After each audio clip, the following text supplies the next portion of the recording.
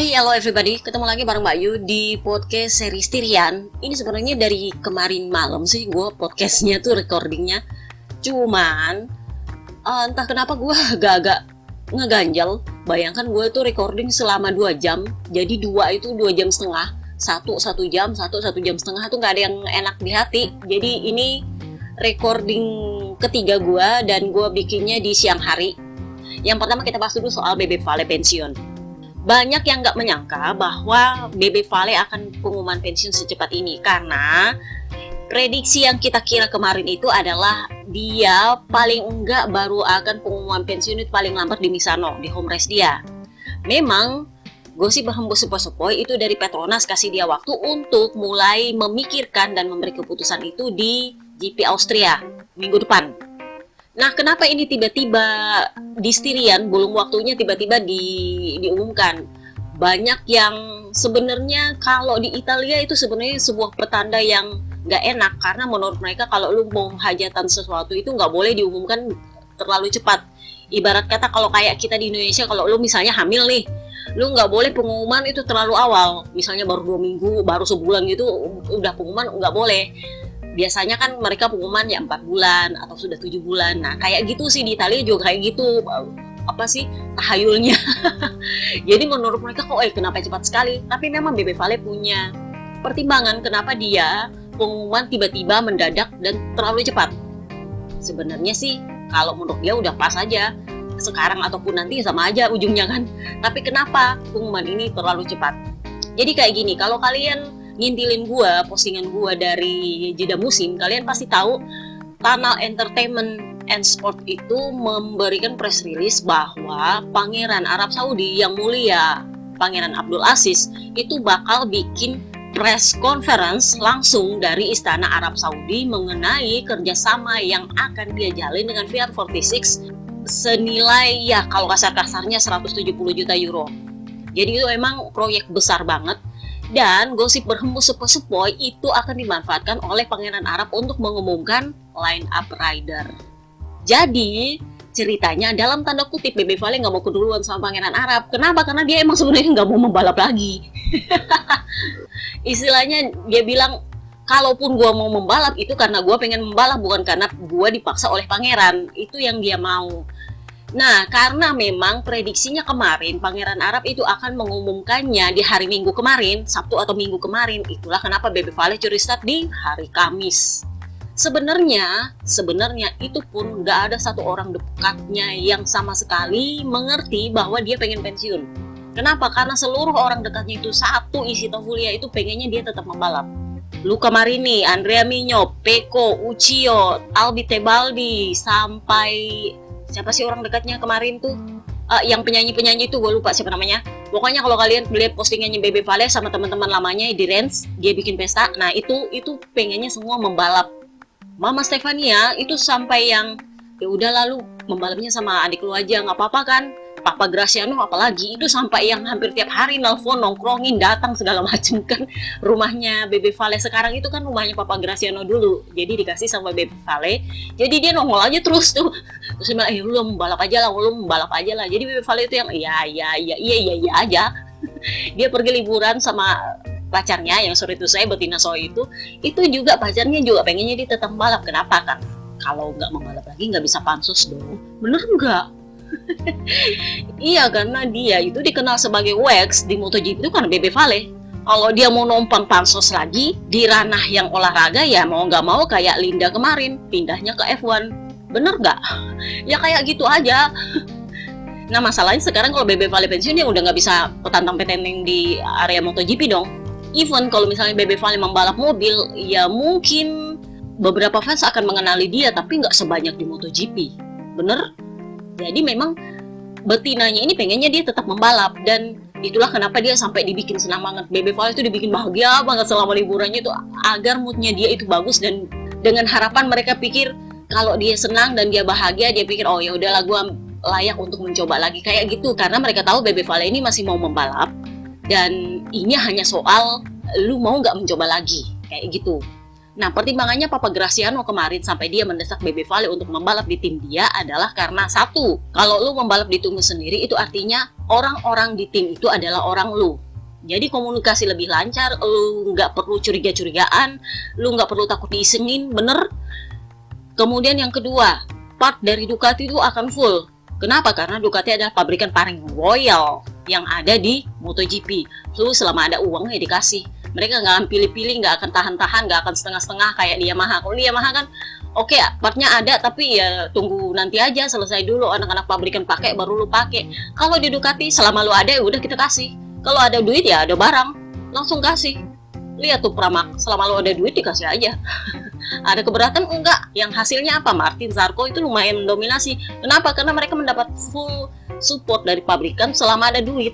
Dan karena Pramac ceritanya disubsidi. Jadi kalau misalnya ada update part, Pramac mau beli itu didiskon harganya dan mereka tetap dikasih. Jadi akan seperti itu nanti VR46. Itu pertimbangannya Papa Graziano.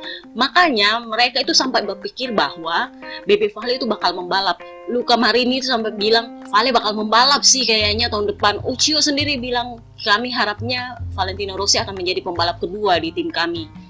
Mereka sampai harus menyingkirkan opsi Marco Bes. Itu Marco Bes memang dari awal udah diplot buat Petronas teman-teman. Karena mereka mengharap banget BB Vale untuk membalap di VR46. Itu sebenarnya yang jadi masalah kemarin. Akan tetapi ya kalau bisa dibilang kayak gini, orang-orang dekatnya itu sampai kecewa banget waktu BB Vale pengumuman pensiun. Karena mereka itu menyangka bahwa BB Vale itu bakal pengumuman dengan Ducati. Nah ini juga pengaruhnya sama taruhan. Kalau kalian lihat konferensi persnya kemarin itu dunia taruhan itu sampai yang, kalau kalian pernah dengar gue posting bahwa yang bertaruh bahwa BB Vale bakal batal pensiun itu dapat bonus 4 kali lipat, itu benar-benar keisi itu slot waktu konferensi pers. Kenapa? Karena waktu itu Gigi Dalinya nongol. Jadi waktu itu BB Vale belum nongol, yang nongol itu baru si Carmelo Espeleta dan petinggi-petingginya. Lalu yang bikin surprise itu adalah di Gigi Dalinya ada di situ. Jadi orang tuh mikir kalau Gigi Dalinya nongol di situ itu berarti ada sesuatu dengan pengumuman kontraknya yang berkaitan dengan Ducati. Kalau kemarin kan biasanya pengumuman timnya sudah terlanjur diumumkan dengan Ducati dan itu memang ada Gigi Dalinya tapi diwakili oleh Uccio dari VR46. Nah kan kali ini konferensi persnya dari BB Vale sendiri, bener nggak? Nah kalau ada Gigi Dalinya di situ, ya jangan-jangan ini mau pengumuman bahwa dia gabung di Ducati, ya masuk di akal. Dan waktu itu bet bahwa BB Vale batal pensiun itu banyak banget di situ. Jadi kalau lo bilang apakah rugi bandar, enggak. Gue sendiri bingung ngapain Gigi Dalinya di situ. Gue sendiri kena PHP, jujur. Kemudian sampai ada fanpage Malaysia itu yang sampai bikin gambar BB Vale pakai liverinya Sky VR46. Itu saking kita lihatnya ada Gigi Dalinya di situ. Tetapi BB Vale begitu datang, kalimat pembukanya itu sudah jelas banget. Dia bilang, seperti yang sudah saya katakan kepada semua orang bahwa saya akan lebih memikirkan di jeda musim, libur musim panas mengenai masa depan saya, dan saya memutuskan untuk pensiun di akhir musim. Itu satu kalimat itu satu kalimat tok loh ya. Itu kalimat pertamanya dan itu udah pasti pensiun. Jadi dia punya konferensi pers yang sekitar 10-20 menit itu yang panjang-panjang itu cuman apa sih kalau gue bilang tambahan-tambahan ya untuk menjelaskan kenapa dan ada apa dan bagaimana dan seperti apa. Tapi intinya adalah kalimat pertamanya BB Vale itu bahwa dia akan pensiun di akhir musim. Kenapa dia memilih untuk nggak mencoba lagi di Ducati? Sebenarnya dia masih pengen membalap. Dan memang logikanya Papa Graziano bahwa kalau dia membalap di timnya sendiri itu kemungkinan akan lebih mudah, ya memang masuk di akal. Tetapi gue setuju dengan apa kata BB Vale dan gue pernah bahas ini juga di podcast sebelum-sebelumnya bahwa gak akan mudah untuk ganti motor. Proyek itu emang cocok, kalau ganti motor itu cocok untuk 2 atau 3 tahun. Nah dia sendiri kan cuma mau perpanjang 1 tahun. Nah 1 tahun itu untuk pindah ke Ducati dan adaptasi dalam 1 tahun itu susah. Seperti gue bilang di podcast sebelumnya bahwa Ducati ini adalah motor yang fisikal dan BB Vale nggak akan cocok sama itu. Dia punya trauma tersendiri pakai motor Ducati. Dan dia tahu kalau cuma 1 tahun, seperti yang dia bilang, lebih banyak mudaratnya daripada manfaatnya. Kalau cuma 1 tahun terus gue pindah motor, mending gue finish sebagai pembalap Yamaha yang sejati meskipun ada peluang untuk pindah pabrikan. Ini yang sangat dihormati oleh petinggi Yamaha di Jepang. Kalau gue bilang istilahnya ada sedikit mungkin rasa menyesal ya. Punya rider yang seloyal ini, yang meskipun dia punya privilege untuk pindah pabrikan, tapi dia memilih untuk setia sama Yamaha. Itu sampai presiden Yamaha Motor Company itu sampai bilang gini, kami sangat menghargai bahwa Valentino Rossi memilih untuk mengakhiri karirnya di dunia MotoGP sebagai pembalap Yamaha. Itu adalah penghargaan yang tak ternilai untuk kami, dan kami dia berencana untuk menjadikan Bebe Vale ini sebagai brand ambassador Yamaha. Jadi kalau menurut gua, Yamaha menang banyak dari Valentino Rossi. Kalian lihat kalau iklan-iklan sekarang itu kan si Jarvis, Smectaro, sama Neng Vina. Nah nanti kalau Bebe Vale jadi ambassador, otomatis iklannya Bebe Vale. Apakah itu menarik? Tentu itu menarik, dan itu amat sangat bagus untuk Yamaha. Mereka udah nggak peduli dengan apa yang terjadi di MotoGP. Pokoknya yang penting Vale di situ selesai. Bener? Yes. Itu gue sampai yang kemarin waktu pengumuman Bebe Vale itu merchandise-nya Valentino Rossi Petronas itu laku macam kacang goreng katanya ya di Austria. Kenapa? Karena Bebe Vale di Petronas itu cuma 1 tahun ini aja, dan tahun depan kan udah nggak dapat lagi. Istilahnya kalau gue bilang ini adalah stok terakhir dan yang langka banget. Itulah kenapa sampai laku banget ini barang. Lu bisa dapat merchandise Yamaha Valentino Rossi banyak, tapi kalau merchandise Petronas Valentino Rossi cuma setahun ini aja lu bisa dapat, tahun depan udah nggak bisa. Itu makanya gue tuh sampai yang nyari jalan untuk bisa nggak sih dibeli. Kemarin gue ngecek di situs online-nya Petronas yang di KL, itu cuma ada topi doang. Jersey-nya dan jaketnya itu ada, tapi di Eropa ongkos kirimnya yang banyak sebenarnya. Nah, apa baik buruknya keputusan ini? Bebe Vale kemarin waktu di conference pers dia bilang, sekarang ini adalah waktu yang tepat untuk saya mengumumkan. Kenapa? Karena pada saatnya nanti toh sama aja, tetap akan pengumuman hal yang sama. Bedanya kalau nanti saya baru pengumuman di akhir musim, saya takutnya saya justru masih ingin tetap membalap. Dan saya tahu kalau saya masih ingin tetap membalap, saya tahu hasilnya tetap akan seperti ini, itu akan menyulitkan diri saya sendiri. Karena dia tahu kalau dia pindah ke Ducati, itu artinya dia hampir bisa dibilang dalam tanda kutip membodohi diri dia sendiri. Kenapa? Karena ke Ducati itu susah untuk adaptasi, terutama untuk riders tua dia. Itu susah. Yang muda-muda aja susah buat adaptasi. Kenapa? Karena memang udah gue bilang, Ducati itu motornya fisikal banget. Nah, dia takutnya kalau dia pengumuman di akhir musim, karena dia sudah berusaha, itu akhirnya dia bilang gue coba lagi, itu seperti kayak addicted, jadi kayak candu untuk dia, dan dia nggak mau untuk itu. Itulah kenapa kan dia bilang kemarin, sekarang adalah waktu yang tepat untuk mengatakan hal ini. Saya nggak nyesal. Dan kalau para haters termasuk ABR bilang, mestinya dia pensiun dari dulu, dia nggak nyesal dia pensiun sekarang. Justru kalau misalnya dia 2 atau 3 tahun lalu pensiun, itu dia pasti nyesal. Kenapa? Karena dia belum memberikan semua yang dia usahakan untuk bisa bertahan, sudah kadung pensiun. Apalagi kalau mau coba caranya Stoner yang lagi di puncak-puncaknya terus pensiun, itu istilahnya kayak dibilang lu terlalu fakir kemegahan kalau gue bilang. Sementara Bebe Vale istilahnya kayak gini, lu punya hubungan naik turun nih, misalnya lu pacar lu, cewek itu emang susah-susah gampang. Nah, ada saat dimana cewek lu itu emang beneran orangnya complicated banget dan nyebelin banget dan susah banget gitu loh. Dan Vale itu adalah orang yang gue tahu sekarang gue nggak senang, gue tahu hubungan gue nggak menyenangkan, tetapi gue akan berusaha gimana caranya supaya nanti ini hubungan jadi menyenangkan. Jadi entahlah, kalau lu jadi cowok kan mungkin ya lu kirimin coklat lah, lu SMS, lu telepon, lu antar jemput segala macam. Itulah yang dilakukan Bebe Vale terhadap balapannya 2-3 tahun terakhir ini. Jadi dia melakukan segala cara gimana caranya supaya ini balapan menjadi menyenangkan. Ini hubungan dengan motor jadi menyenangkan. Jadi dia nggak give up yang harus senang-senang terus aja relationship. Karena dia tahu ada titik di mana dia ini terendah banget, dan dia benar-benar effort untuk gimana caranya mempertahankan ini, dan dia bisa senang pada akhirnya. Tapi pada akhirnya juga dia ngerti bahwa hasil selama setengah musim ini membuktikan usaha yang dia lakukan itu benar-benar mentok. Terlepas dari tanda kutip dia diisengin. Kalau di tes Catalan kemarin kan gue udah bilang dia sempat kepikiran diisengin soal bannya. Nah, ini yang menjadi poin penting juga kenapa Bebe Vale lebih baik pengumuman sekarang daripada nanti. Skenario yang dibuat untuk Bebe Vale itu adalah gimana caranya hasilnya itu tetap buruk, dan tetap buruk. Kenapa? Karena Bebe Vale sudah bilang dari awal tahun kemarin, dia udah bilang, saya membuat keputusan itu berdasarkan hasil. Jadi itulah kenapa hasil yang dibuat untuk dia itu jelek, ada aja masalahnya. Kalau misalnya dia berhasil finish, biasanya itu finish di luar poin. Kalaupun dia berada di posisi poin, biasanya ujungnya crash. Jadi emang agak complicated untuk membuat hasil ini menjadi bagus.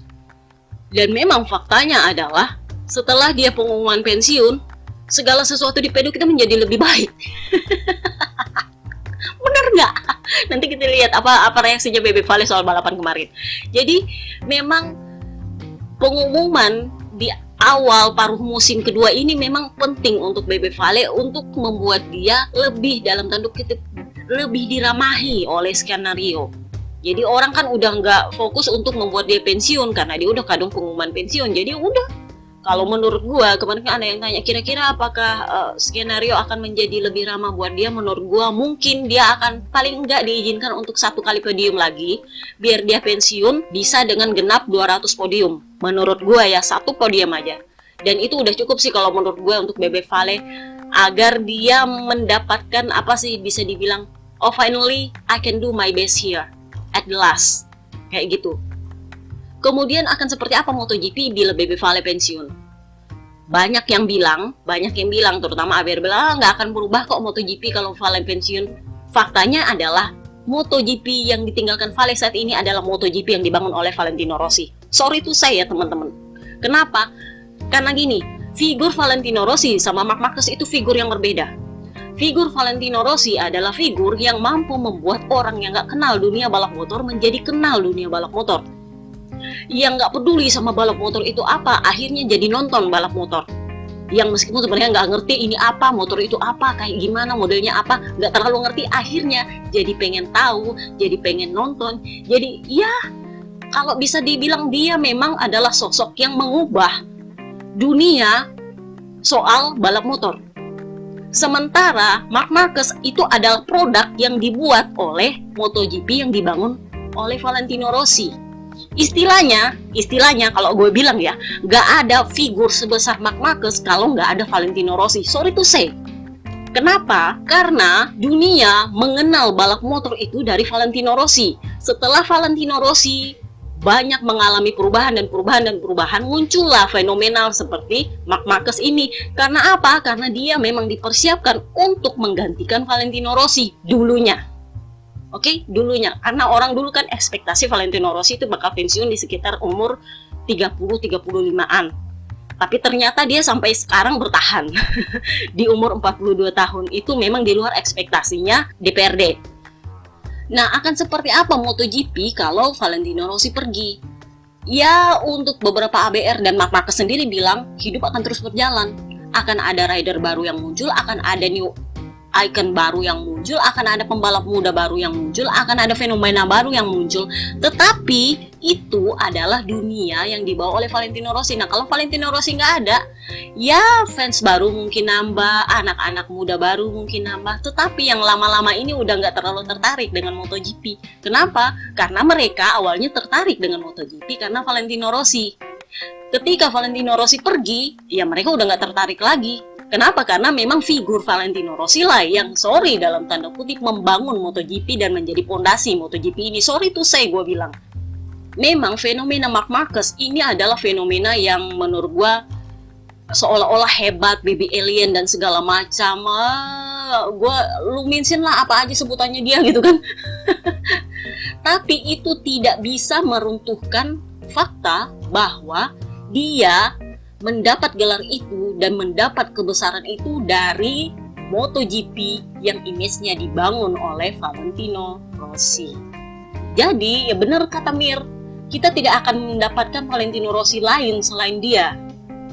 Memang fenomena yang menyamai Marc Marquez mungkin akan lahir, mungkin akan ada orang yang lebih hebat dari Marc Marquez nanti, mungkin akan ada yang lebih wah dengan julukan yang lebih luar biasa dari Marc Marquez nanti. Tetapi untuk mendapatkan seseorang yang seperti Valentino Rossi yang sanggup membuat dan mengubah dunia MotoGP menjadi yang bukan apa-apa menjadi sesuatu banget, itu nggak bakal terulang. Kenapa? Karena MotoGP udah karung gede sekarang. Bener? Kalaupun dia akan turun, ya akan turun, tapi nggak seperti waktu Valentino Rossi waktu dulu banget yang bukan apa-apa ini balapan.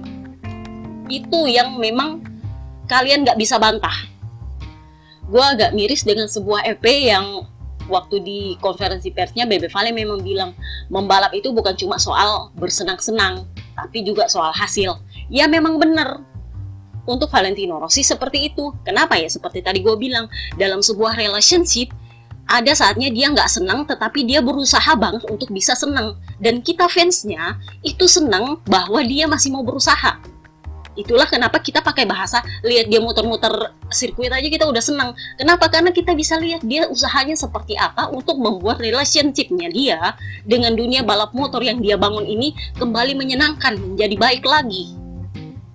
Itu beda persepsi antara ABR sama Fumi. Kita senang lihat Valentino Rossi keliling-keliling karena kita tahu dia berusaha dengan sepenuh hatinya untuk membuat balapan motor ini menyenangkan untuk dia dan menyenangkan untuk fansnya. Padahal fansnya sih nggak minta lebih, yang penting dia muter-muter aja udah seneng. Tapi dia ingin memberikan lebih. Itulah kenapa dia all in semua. Jadi kalau lu bilang dia santai-santai aja selama ini, enggak. Terus ada juga yang bilang motor dia itu motor pabrikan sama dengan Snake Taro dengan Nevina. Sorry tuh gue nggak ngerti lu ambil dasar itu dari mana. Karena sebenarnya motor dia itu yang sama, itu cuma mesinnya pabrikan, tetapi paketnya beda. Kenapa? Karena memang seperti itu faktanya kalau di pabrikan. Kalau lu rider street, belum tentu lu dapat paket yang sama dengan rider pabrikan. Kenapa? Emang bahasanya lu pakai motor pabrikan, tetapi itu bakal beda, nggak akan sama 100%, kemungkinan bisa 70-80%. Fakta ini muncul sejak Pol Espargaro terang-terangan menuding bahwa paket dia itu berbeda dengan Marc Marquez. Ini adalah fakta yang disembunyikan selama ini oleh Honda. Bahwa motor para ridernya itu meskipun di tim pabrikan itu bisa berbeda. Meskipun dalam bahasanya itu sama-sama motor pabrikan. Pete Bires sendiri mengakui ada perbedaan dengan sebutan motor pabrikan.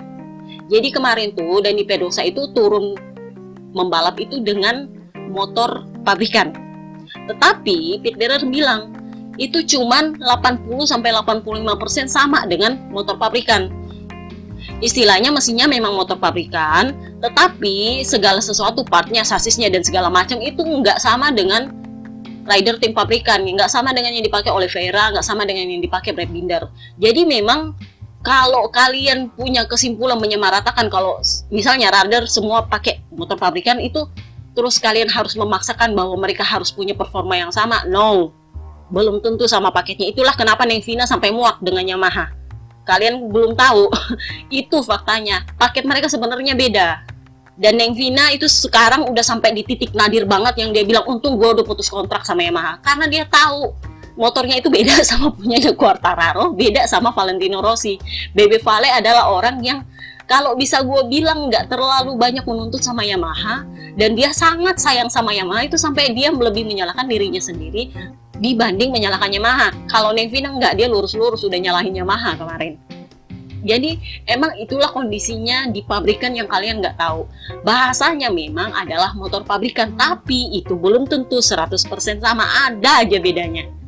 Dan biasanya yang mendapat 100% itu adalah rider utama. Kalau di Honda itu Marc Marquez, kalau di Yamaha kemarin itu yang dapat itu Nevina, waktu Bebe Vale masih menjadi teammate-nya. Nah sekarang yang mendapat 100% itu siapa? Snake Taro. Nevina nggak dapat, itulah kenapa dia komplain. Karena akhirnya dia tahu ternyata paket dia itu beda sama Snake Taro. Oke, nah di KTM sendiri paket ini juga berbeda. Gue nggak tahu apakah ada bedanya antara Binder sama Oliveira. Tetapi gosip berhembus sepoi-sepoi yang dapat 100% itu adalah Brad Binder. Gosip berhembus sepoi-sepoi. Kenapa? Karena Brad Binder ini gue nggak tahu semacam pangerannya KTM sih. Oke, jadi kita sudah ngerti kan apa yang terjadi dengan Bebe Vale sebenarnya. Apa baik buruknya dengan posisi pensiun ini dan apa pengaruhnya kalau Bebe Vale meninggalkan dunia MotoGP. Itulah kenapa banyak sekali orang pakai bahasa the end of an era. Jadi eranya Valentino Rossi itu lewat dan itu pasti akan ada perubahan besar. Meskipun Marc Marquez berkali-kali bilang nggak akan ada yang terlalu berubah, tetap akan berjalan. Ya memang balapannya akan tetap berjalan, tetapi efeknya apakah akan sama? No. Jadi seperti itu. Nah, jadi bagaimana dengan Dorna? Apakah dia akan mempersiapkan ikan hiu baru? Seperti yang kemarin-kemarin gue bilang, ikan hiu yang lama, Marc Marquez ini udah lewat eranya. Sorry tuh gue harus jujur, terutama setelah dia cedera. Satu, ikan hiu ini sudah gagal waktu 2015 dia ribut sama Valentino Rossi. Kenapa? Karena fungsi ikan hiu yang dibangun oleh DPRD tingkat pusat ini adalah untuk menyatukan seluruh fans MotoGP menjadi fans satu idola ini, seperti yang dilakukan oleh Valentino Rossi sebelum lahir ikan hiu ini. Kalian ngerti? Karena Valentino Rossi itu sebelum lahirnya Marc Marquez itu adalah figur yang menyatukan hampir seluruh halayak MotoGP. Memang dia punya haters, tapi sebagian besar, hampir 90% itu adalah orang yang sangat mengagumi figur Valentino Rossi. Nah, begitu masuk eranya Marc Marquez, sebenarnya ini agak mulus sih peralihannya, karena waktu itu Valentino Rossi juga yang sampai mengagumi figur ini, tetapi sejak 2015 itu hancur lebur. Dan itu dianggap gagal, sebenarnya gagal, dan Dorna sebenarnya nggak mau mengakui aja itu sudah gagal, tapi tetap dipaksakan. Tetapi tahun kemarin sejak dia cedera, itu akhirnya Dorna menjalankan skenario ikan hiu baru, yang dengan harapan ikan hiu yang baru ini dalam tanda kutip bersih dari kontroversi. Jadi harapannya adalah kembali menyatukan fans-fans yang terpecah-pecah untuk mengagumi satu figur yang menurut mereka ini layak untuk dikagumi, ini layak untuk diidolakan. Jadi itu yang menjadi proyek ikan hiu yang baru ini, dan itu ada di Jorge Martin. Kenapa gue bilang seperti itu? Jorge Martin, kalau kalian baca di postingan gue tahun-tahun lalu dan podcast gue mungkin 2 atau 3 podcast sebelum ini, Jorge Martin itu sudah ketahuan bakal taker kontrak itu dari 2019 akhir. Jadi belum selesai musim 2019 itu dia sudah dapat persetujuan off the record untuk naik pangkat ke MotoGP di Ducati bersama Pramac. Itu hampir pasti. KTM pun sampai harus rela melepaskan Jorge Martin itu, bahkan dengan penalti yang nggak terlalu besar. Karena memang proyeknya Jorge Martin ini adalah proyek ikan hiu baru. Tujuannya adalah memang untuk menyatukan fans-fans yang terpecah-pecah, yang terlanjur saling benci gara-gara kontroversi 2015. Dan meskipun pada akhirnya memang kita nggak bisa bilang juga bahwa Jorge Martin ini tanpa celah, karena dia sudah terlanjur membuat sebuah celah kecil waktu dia bilang Valentino Rossi adalah rider pensiun yang masih membalap di podcastnya Jorge Lorenzo. Jadi itu sebenarnya sudah mulai ada celahnya dia lah, ada nodanya dia. Tapi untuk yang nggak terlalu kalau gue bilang yang nggak terlalu memperhatikan podcast itu bukan masalah besar. Tapi memang itulah tujuannya DPRD tingkat pusat untuk membuat sebuah ikon baru yang bisa tanpa kontroversi, yang bisa menyatukan semua fans yang istilahnya membenci Marc Marquez untuk mengidolakan satu ikon baru ini setelah Valentino Rossi pergi. Itulah kenapa kalian bisa lihat kemarin betapa mendominasinya rookie satu ini di GP Styrian. Begitu BB Vale pengumuman pensiun, skenario dijalankan. Tapi gimana dengan proyek ikan hiu yang lama ini? Apakah dia ditinggalkan begitu saja? Ya enggak juga sih, sebenarnya dia tetap dapat support, dia tetap akan dapat banggai Polri, tapi nggak usah dipaksa. Mereka udah nggak mau paksa lagi, ini satu. Kenapa? Karena menurut mereka, kita juga nggak tahu ini bakal kembali ke performanya yang lama atau enggak. Jadi mereka sendiri sebenarnya udah ragu apakah Marc Marquez akan kembali ke performanya yang seperti biasa, yang wah-wah, hore-hore, dan super hebat itu atau enggak. Kalaupun dia kembali akan seberapa lama? Kan nggak ada yang berani spekulasi soal itu. Makanya proyek ikan hiu baru ini dijalankan begitu BB Vale pengumuman pensiun. Meskipun pada faktanya mungkin akan ada dilahirkan satu sosok dalam tanda kutip Marc Marquez yang baru. Kalian bisa lihat Pedro Acosta di Moto3, itu gosip berhembus sepoi-sepoi adalah dia sedang dalam pantauan untuk menjadi sosok ikan hiu yang baru setelah Jorge Martin. Jadi memang mereka ini punya banyak skenario. Ikan hiu yang satu ini kalau nggak jalan udah ganti lagi skenario yang baru. Habis itu kalau ini memang nggak terlalu ngefek udah ganti lagi yang baru. Nah, proyek Pedro Acosta ini yang diperkirakan akan menjadi proyek yang baru, proyek Marc Marquez yang baru bagi Dorna. Itulah kenapa dia masuk dalam pantauan, tetapi nggak dipaksa karena dia masih di kelas Moto3. Mereka akan melihat dan memantau apakah anak ini akan berkembang dengan baik di Moto2, dan setelah itu baru kita lihat apakah dia sanggup membuat dirinya menjadi ikan hiu baru di MotoGP. Kenapa? Karena seluar biasa apapun lu di Moto2 dan Moto3, gebrakan lu di MotoGP yang menjadi kunci untuk bisa dibilang lu ini ikan hiu baru apa enggak. Oke, jadi itulah kenapa skenario ini dijalankan dulu sama Martinator. Kalau nanti memang bagus ya oke, kalau enggak ya udah, mereka akan segera pindah ke proyek yang baru. Kemudian yang kita akan bahas selanjutnya adalah soal pasar rider. Setelah Bebe Vale pensiun, pasar rider kembali bergerak. Otomatis secara langsung Petronas kosong 2 seat. Kenapa? Karena gue udah bilang kapan hari ya, itu Datoer udah bilang saya sudah memberi izin kepada Franco Morbidelli untuk naik pangkat ke tim pabrikan. Dan waktu Bebe Vale mau pengumuman pensiun, itu sekitar 2 atau 3 jam sebelum konferensi pers, itu gue udah dengar selentingan bahwa Franco Morbidelli sudah sisa tanda tangan kontrak dengan Yamaha. Jadi ceritanya kan dia masih cedera nih, jadi nggak bisa datang ke sirkuit. Tapi kontraknya udah dibikin. Sisa ditunggu tanda tangan. Dia kelar atau orang Yamaha muncul di Italia, dia tanda tangan, udah pengumuman. Jadi seperti itu. Intinya dia udah tinggal tanda tangan aja lah. Karena dia masih cedera, jadi belum ditanda tangan. Kayak gitulah intinya. Tapi VR46 udah tanda tangan, yaitu kan triparty itu.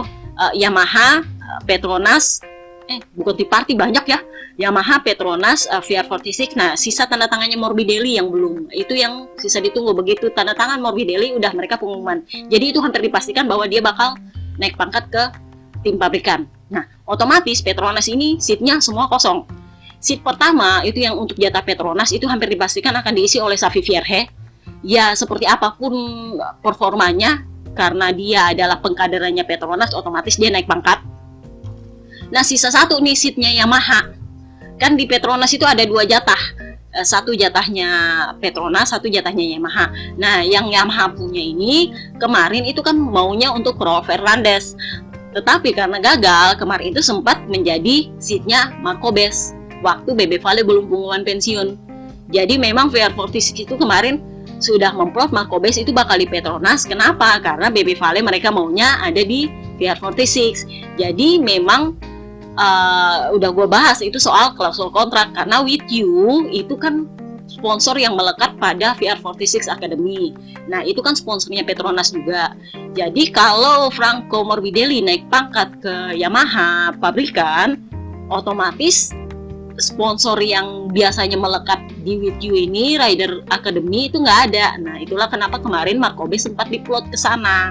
Memang logikanya secara head to head itu lebih menguntungkan untuk Marco Bez. Kenapa? Karena kalau dia di Ducati, di VR46 itu jalurnya untuk dapat tim pabrikan itu panjang banget. Kenapa? Karena Ducati ini kan 8 motor. Lu gontok-gontokan di situ untuk dapat posisi rider pabrikan. Sementara kalau di Yamaha itu kan cuma 4 motor. Saingan lu ya cuma teammate lu untuk dapat posisi tim pabrikan. Jadi ya memang sebenarnya dalam tanda kutip itu lebih mudah. Memang Petronas ini adalah seat yang bisa dibilang diincar oleh para rider Moto2. Kenapa? Karena jalurnya lebih pendek. Ini lebih menarik daripada Honda. Kenapa? Kalau di Honda itu mereka udah tahu selama ada Marc Marquez di situ lu nggak bakal bisa ngapa-ngapain. Sementara di Ducati itu emang bagus, tetapi fakta bahwa banyak banget rider di situ itu bikin persaingan itu menjadi lebih sulit. Jadi persaingan lu untuk dapat posisi tim pabrikan itu panjang dan lama. Jadi memang yang paling potensial itu adalah di Yamaha. Sementara Suzuki itu agak susah karena mereka kan belum punya satelit. Sementara pabrikan lain KTM dan Aprilia itu sorry to say kurang terlalu bicara di ranah MotoGP. Itulah kenapa para rider Moto2 itu lebih suka untuk dapat seat di Petronas. Nah ini yang menjadi biang kerok antara KTM dengan Raul Fernandez kemarin. Itulah kenapa kemarin kalau kalian lihat postingan gue bilang bahwa Raul Fernandez ini menjadi satu-satunya rider Moto2 yang gak senang dengan promosi dia ke MotoGP. Jadi gosip berhembus sopo-soponya kayak gini. Raul Fernandez ini kan udah gue bilang dia pengen banget naik ke MotoGP, tetapi dia maunya sama Yamaha. Kemarin kan udah gue bilang Petronas itu tawar dia untuk naik ke Yamaha, pakai duitnya Yamaha, karena itu seatnya Yamaha yang dipakai di Petronas, jatahnya Bebe Vale punya. Tetapi KTM gak mau lepas, dikasihlah itu penalti yang luar biasa setengah detik. Alasannya KTM kemarin adalah karena dia masih rookie, dia belum menghasilkan dalam tanda kutip di Moto2, jadi penaltinya jadi gede. Nah itulah yang bikin Petronas akhirnya mundur. Ya udahlah, kita nggak mau ganggu kalian, kayak gitulah istilahnya Petronas. Nah Raul Fernandez sebenarnya nggak suka. Akhirnya dia bilang ya udahlah, kalau memang itu tuntutannya KTM bahwa dia belum dalam tanda kutip menghasilkan di Moto2, dia bilang ya udah kalau gitu gue fokus aja di Moto2. Remy Gardner naik tahun ini karena kan dia hampir pasti buat Jurdun. Tahun depan saya fokus di Moto2 buat Jurdun. Jadi dengan Jurdunnya dia sudah punya apa sih kalau gue bilang bargaining point untuk minta putus kontrak dari KTM dan penaltinya bisa dikurangin. Itu sih intinya kemarin Raul Fernandez bilang dia pengen fokus dengan Moto2 dulu. Tetapi ujuk-ujuk KTM pengumuman naikin dia ke Factory. Dia itu sampai yang jengkel banget diumumin begitu. Istilahnya kayak gini, dia bilang, saya sebenarnya pengen fokus dulu dengan Jurdun Moto2, tapi ya begitulah hidup. Kalau kalian tanya apakah saya tahun 2022 akan berada di posisi yang saya inginkan dalam tanda kutip di MotoGP bersama Factory KTM, saya bilang tidak. Jadi nggak usah bahas lebih jauh lagi. Dia tuh sampai kayak gitu hilang mood banget. Saking nggak senangnya. Gosip berhembus sepoi-sepoi adalah pengumuman itu dilakukan oleh KTM tanpa tanda tangan Raul Fernandez. Itu yang Jurno sampai ribut, misalnya KTM pengumuman ridernya belum tanda tangan. Tapi memang promosi itu adalah haknya KTM karena dia adalah anak kadernya KTM. Jadi dia setuju apa nggak setuju ya haknya KTM. Kayak gitu. Kalau dia nggak setuju dia yang kena penalti. Jadi emang rugi banyak di Raul Fernandez gara-gara pengumuman itu. Itu juga yang bikin para rider Moto2 lain tuh sampai bilang, lu nggak tahu bersyukur banget sih Raul Fernandez. Udah dia masih rookie tiba-tiba naik pangkat ke MotoGP. Orang aja yang sampai jumpa litan mereka di Moto2 itu susah banget buat naik ke MotoGP. Lalu baru rookie udah naik pangkat aja. Jadi memang bisa dibilang kayak macamnya Joe Roberts, Sam Lowes, Jack Dixon, Kenneth itu kan pengen banget buat naik ke MotoGP, tapi mereka nggak dapat seat. Raul Fernandez ongkang-ongkang kaki jadi rookie tiba-tiba naik pangkat kan istilahnya. Lu kok nggak bersyukur banget udah dikasih seat gratis gitu terus lu bilang lu nggak suka, sini aja gua aja, kayak gitu sih sebenarnya kalau mereka. Tapi ya masuk di akal sih kalau gua berpikir bahwa Raul Fernandez ini sudah memikirkan jalur karirnya sejak di Moto2 dan dia pikir bahwa kalau dia naik di KTM apalagi cuma di Satellite Factory itu nggak akan sebagus kalau dia di Petronas. Ngerti? Di Petronas lu naik M1 meskipun bekas lu masih bisa ngomong. Tapi kalau lu udah di Tech 3, udah motor bekas, susah ngomongnya mesti apa. Udah di belakang 10 besar aja susah. Kayak gitu sih kalau pikirannya Raul Fernandez. Itulah kenapa dia sebenarnya kekeh banget ke Petronas kemarin. Tetapi karena penalti yang dikasih KTM juga gila-gilaan, ya udahlah akhirnya dia pasrah juga karena KTM sendiri itu sampai ngamuk-ngamuk ke Dorna. Komplain karena Yamaha menggoda dia, padahal sebenarnya Raul Fernandez juga pengen. Cuman ya itulah karena KTM udah marah, akhirnya KTM dalam tanda kutip memaksa dia untuk naik pangkat karena kan alasannya Raul Fernandez kemarin dia pengen naik pangkat. Dia nggak bilang bahwa dia pengen naik pangkatnya itu sama pabrikan lain, akhirnya dipaksain sama KTM naik pangkat. Dia sendiri nggak suka, jadi udahlah, emang complicated lah. Pokoknya intinya kemarin itu pengumuman tanpa tanda tangannya Raul Fernandez. Intinya seperti itu. Yang tanda tangan itu cuma manajer dia katanya, bukan dia. Jadi udah kita bahas. Itu soal Bebe Vale pensiun. Ternyata udah selama ini. Gua bagi dua aja ya teman-teman. Kita bahas soal GP Styrian besok di podcast berikutnya. Ini soal Bebe Vale pensiun dan pasar rider dan proyek ikan hiu baru. Ini aja udah panjang. Bayangin aja kalau Styrian nanti lebih panjang lagi karena kita akan membahas soal para rider ini satu persatu, yang soal ban lah, soal rem lah, soal refleksnya dan segala macam. Oke, see you next time guys, soon, bye bye.